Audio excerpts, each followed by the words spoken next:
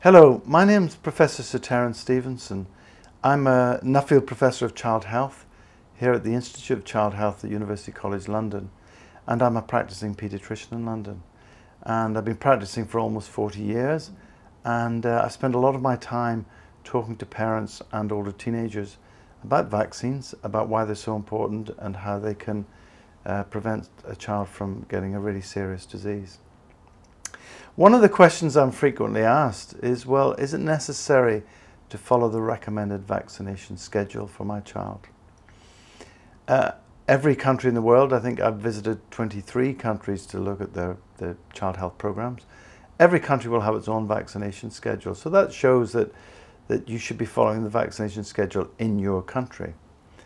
But it's really important because if you skip the recommended vaccinations or they're given not at the age they should be, then your child's incompletely protected.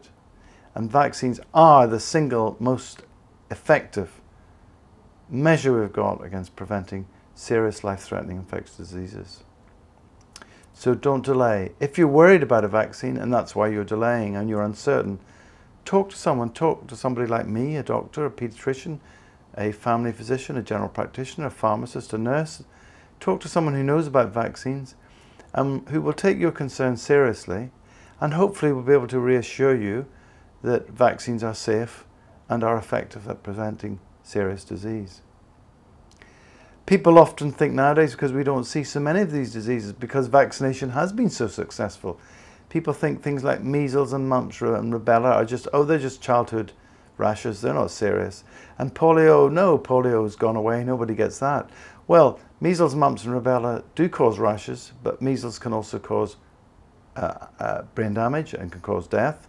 Mumps is, before we had vaccines, was the commonest cause of profound deafness, leading to a child needing hearing aids. And rubella can cause deformity to an unborn child. And polio, yes, by and large, we've got rid of it in the UK and around Europe and the US, but it's still circulating in the world. And if your child's not vaccinated, and at some point in the future they come in contact with someone who's got polio, who's come from another country, or they're a teenager who's gone abroad, they are at risk from polio. And if polio doesn't kill you, it's got a high chance of causing permanent paralysis. So these are really serious infections. Timing of vaccination is important. The vaccines are spaced out at intervals to allow you to follow the schedule. Some vaccines can be given at the same time, perhaps in two different legs or two different arms. Other vaccines have to be given at different times, so it's really important you follow the schedule. I would advise you don't pick and choose. Myself and my children have had all the vaccines following the United Kingdom vaccination schedule.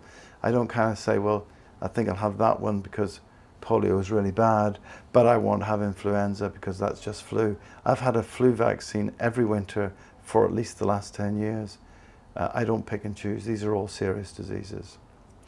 They're designed by experts who work with children and families. They undergo rigorous trials before they ever get to be used on the public. They have to be demonstrated on thousands and tens of thousands of people to be safe, and all of the time we're following to make sure that they remain safe and remain effective. In summary, my advice to you would be follow the vaccination schedule in your country. There will be one from birth to 18. Follow the schedule as in have the vaccines when you should have them at the right gap, right spaced apart, have the dose that's recommended, don't pick and choose. And if you do that, you're doing the very best thing you possibly can do to ensure that your child, who I'm sure is really precious to you, can get all the way from birth through to the age of 18 without contracting any of these potentially fatal or handicapping diseases.